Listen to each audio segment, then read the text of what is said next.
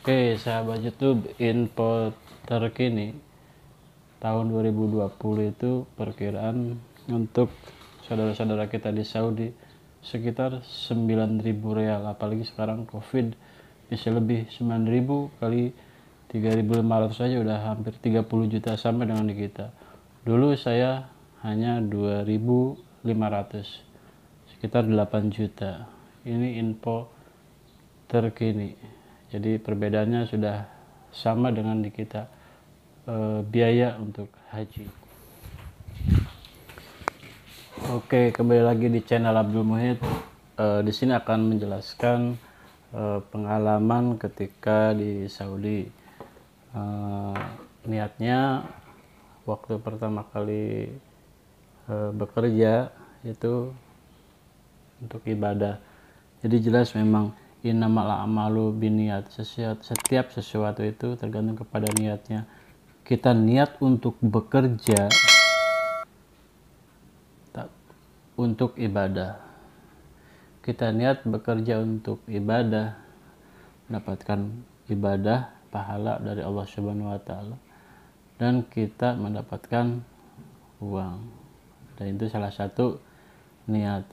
Dan niat saya yang pertama adalah satu keinginan ketika masih kecil sering melihat tayangan di RCTI itu melaksanakan tarawih Masjidil Haram.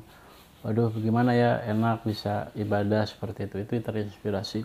Jadi setelah lulus kuliah dari Stein Cirebon atau IAIN Cirebon, saya di 2006, saya di 2008 saya berangkat Saudi kisaran 3 tahun, dan di sana untuk bekerja sebagai keselamatan K3.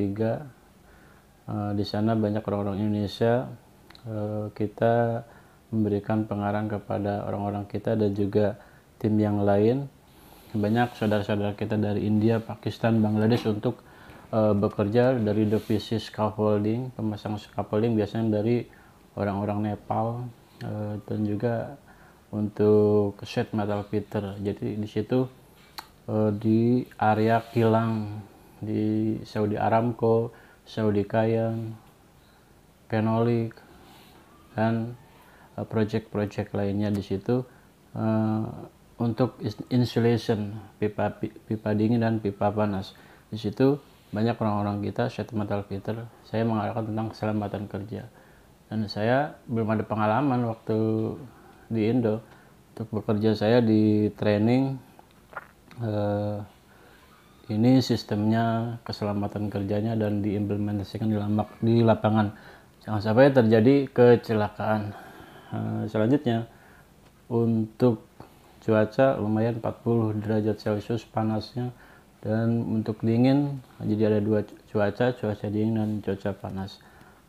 Untuk libur di hari Jumat, jadi kalau misalkan kita masuk kerja di hari Jumat, walaupun setengah hari hitungnya full 1 hari.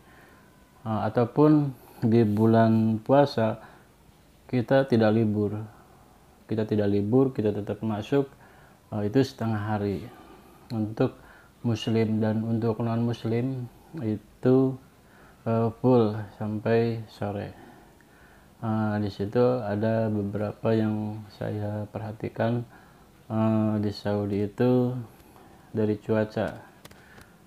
cuaca itu sangat panas sekali, kendalanya itu. Dan yang sangat gembira itu ketika menjelang mau Idul Fitri, seminggu mau Idul Fitri, kita bisa melaksanakan umroh. Kita izin ke perusahaan, pemberangkatan menggunakan bis, berangkat jam 9 sampai Makkah itu sampai duhur perjalanannya, Makkah dan Madinah. Kita melaksanakan umroh dulu. Setelah Idul Fitri, sholat Id, sorenya kita berangkat ke Madinah untuk ke makam Rasulullah, ziarah ke makam Rasulullah Shallallahu Alaihi Wasallam. Nah, di situ sangat terharu waktu pertama kali, dan alhamdulillah waktu umrah pertama pengalaman saya untuk mencium Hajar Aswad, saya belum ada pengalaman seperti apa, hanya mengelilingi Ka'bah dan tidak bisa karena dengan banyaknya berjubelnya ribuan orang, tidak bisa untuk mendekat, memaksakan itu, karena sifatnya adalah sunnah ya untuk mencium itu. Sementara kita menjaga jiwa itu hukumnya wajib ya. Jadi diharapkan kita itu boleh untuk berusaha, tetapi kita harus menjaga jangan sampai kita menjadi celaka ataupun hal yang tidak kita inginkan. Terus di umroh yang kedua itu saya bisa melaksanakan umroh dan bisa mencium Hajar Aswad. Jadi posisinya itu orang-orang Indonesia kan kecil-kecil, banyak orang-orang Arab, Pakistan itu, pengalaman saya dengan postur tubuh yang besar, saya di belakangnya dia. Jadi kita nggak keluar tenaga gimana mungkin saya pengen memaksakan, tapi saya dengan trik, yaitu pengalaman saya ini, itu di belakangnya orang besar, orang Arab atau siapapun, kita ngikutin orang Arab. Setelah mencapai titik Ka'bah, itu kan nanti akan menuju ke arah pojok Hajar Aswad. Kita pegang pelan-pelan, jadi kita jangan ngikutin arus orang, tapi ngikutin pinggirnya di Ka'bah, dekat-dekat. Kita bismillah mencium, bismillah, Allahu Akbar, 3 kali. Masya Allah, sangat bahagia sekali, sangat senang sekali.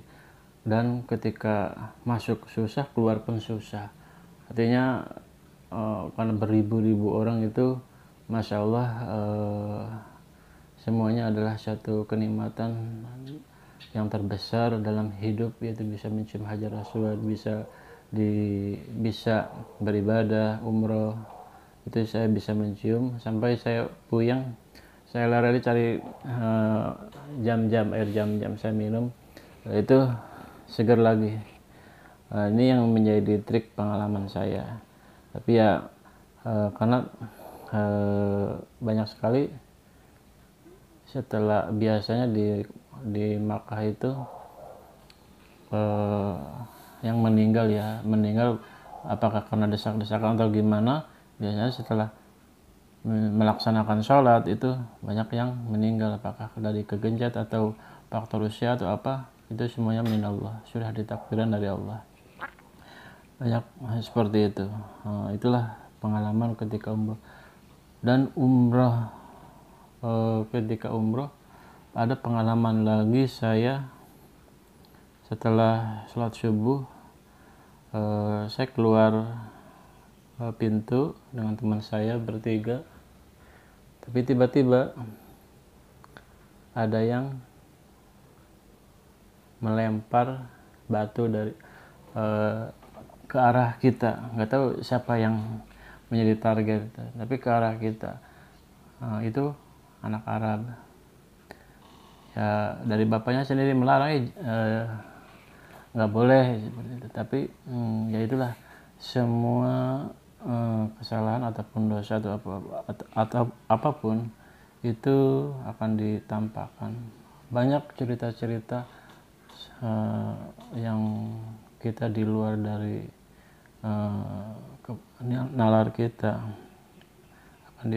akan ditampakkan di tanah suci, karena tanah suci ke Makkah itu tempat orang yang suci. Bagaimana kita mensucikan diri kita, orang yang kotor, kita orang yang lemah, kita memohon kepada Allah, kita meminta keridhaan dari Allah. Intinya daripada haji adalah al-hajj Arafah, yaitu di padang Arafah, yaitu berdoa bagaimana kita memohon kepada Allah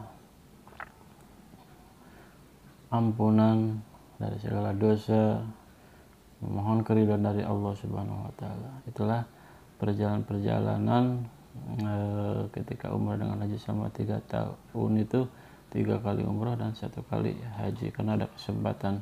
Dan yang perlu diperhatikan bahwa di sini tahun ini pemerintah Indonesia tidak memberangkatkan, apapun alasannya, bahwa semuanya itu adalah minallah, dari wabah COVID-19, qadarullah, semuanya dari Allah. Jadi kita harus positive thinking, kita harus membenahi diri, mempersiapkan mental, mempersiapkan iman, mempersiapkan ilmu, mempersiapkan tenaga, semuanya adalah minallah. Jadi jangan sampai kita negative thinking, karena tidak semua di Arab sendiri atau bagaimanapun kesempatan itu hanya datangnya dari Allah Subhanahu wa taala. Jadi jangan sampai kita negative thinking, jangan sampai kita berburuk sangka kepada Allah, harus husnudon, jangan suudon. Itulah kesabaran juga salah satu ibadah yang terbesar dalam hidup itu.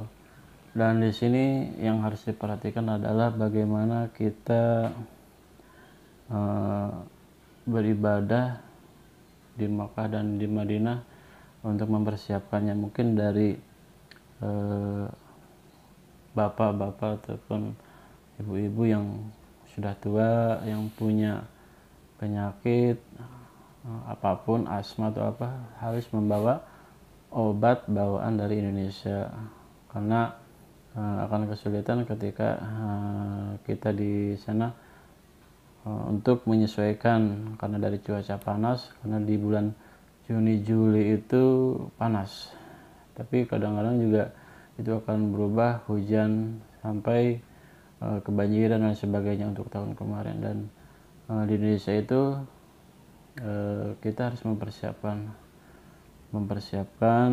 mudah-mudahan di tahun depan tidak ada wabah, aman semuanya. Calon jamaah Indonesia 2020 diberangkatkan di 2021 dengan aman. Jadi yang kita harapkan seperti itu. Kita berdoa, memohon, dan juga kita selalu istighfar kepada Allah. Kita selalu memohon ampun kepada Allah segala sesuatu, dosa, kehilapan. Mudah-mudahan Allah mengampuni dan semua hajat kita itu dikabulkan, amin ya robbal alamin. Dan ini salah satu upaya bahwa YouTube salah satu media untuk fastabiqul khairat, berlomba-lomba dalam kebaikan, karena mungkin banyak sekali pengalaman dari saudara-saudara, mungkin ada yang belum tahu pengalaman di Saudi. Jadi kita bekerja di Saudi dan kita bisa beribadah, itu nilai plusnya. Dan saya ketika di umrah terakhir di 2010, saya berdoa, ya Allah, mudah-mudahan saya cepat menikah, punya anak dan bekerja di sekitar Jakarta. Dan alhamdulillah saya bekerja, dan saya doa adalah satu upaya. Allah berfirman, ud'uni astajib lakum, berdoalah kepadaku, niscaya aku akan kabulkan. Memohon kepada Allah, Allah akan kabulkan. Seperti itu, di sepertiga malam, di waktu-waktu mustajabah yang dikabulkan oleh Allah Subhanahu wa taala. Saya berdoa, ya alhamdulillah. Jadi apa yang terjadi hari ini, sekarang ini di 2020, hasil pemikiran di masa lalu waktu itu saya di Saudi. Ya Allah, saya pengen dekat dengan keluarga, saya pengen kerja di area sekitar Jakarta, dan itulah doa itu selalu ketika kita berikhtiar, Allah mengabulkan. Jadi selama 3 tahun, dari 2008 sampai 2010 akhir, 2011 bekerja di sekitar Jakarta Jabodetabek. Nah, itulah pengalaman saya bekerja, dan setelah bekerja dari Saudi itu untuk K3 keselamatan saya menyesuaikan, yaitu dengan sertifikasi K3 umum Kemenaker dan juga K3 Migas Cepu. Jadi untuk sertifikasi itu untuk seorang bekerja, salah satu syarat untuk K3 harus mempunyai sertifikat.